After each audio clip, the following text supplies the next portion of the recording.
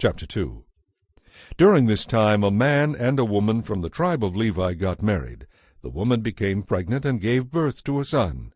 She saw what a beautiful baby he was, and kept him hidden for 3 months. But when she could no longer hide him, she got a little basket made of papyrus reeds, and waterproofed it with tar and pitch. She put the baby in the basket and laid it among the reeds along the edge of the Nile River. The baby's sister then stood at a distance, watching to see what would happen to him. Soon after this, one of Pharaoh's daughters came down to bathe in the river, and her servant girls walked along the river bank.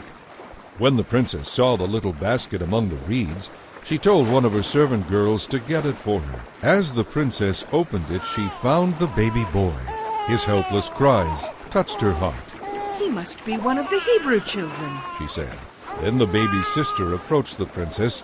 "Should I go and find one of the Hebrew women to nurse the baby for you?" she asked. "Yes, do," the princess replied. So the girl rushed home and called the baby's mother. "Take this child home and nurse him for me," the princess told her. "I will pay you for your help." So the baby's mother took her baby home and nursed him. Later, when he was older, the child's mother brought him back to the princess, who adopted him as her son.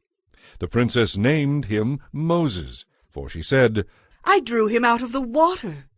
Many years later, when Moses had grown up, he went out to visit his people, the Israelites, and he saw how hard they were forced to work. During his visit, he saw an Egyptian beating one of the Hebrew slaves. After looking around to make sure no one was watching, Moses killed the Egyptian and buried him in the sand.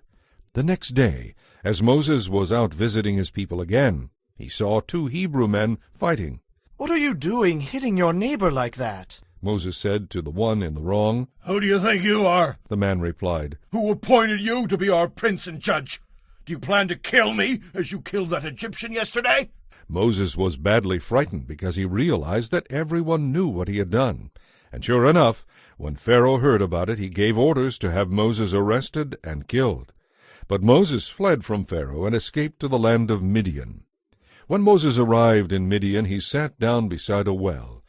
Now it happened that the priest of Midian had 7 daughters who came regularly to this well to draw water and fill the water troughs for their father's flocks. But other shepherds would often come and chase the girls and their flocks away. This time, however, Moses came to their aid, rescuing the girls from the shepherds. Then he helped them draw water for their flocks. When the girls returned to Reuel, their father, he asked, "How did you get the flocks watered so quickly today?" "An Egyptian rescued us from the shepherds," they told him. "And then he drew water for us and watered our flocks." "Well, where is he then?" their father asked. "Did you just leave him there? Go and invite him home for a meal." Moses was happy to accept the invitation, and he settled down to live with them.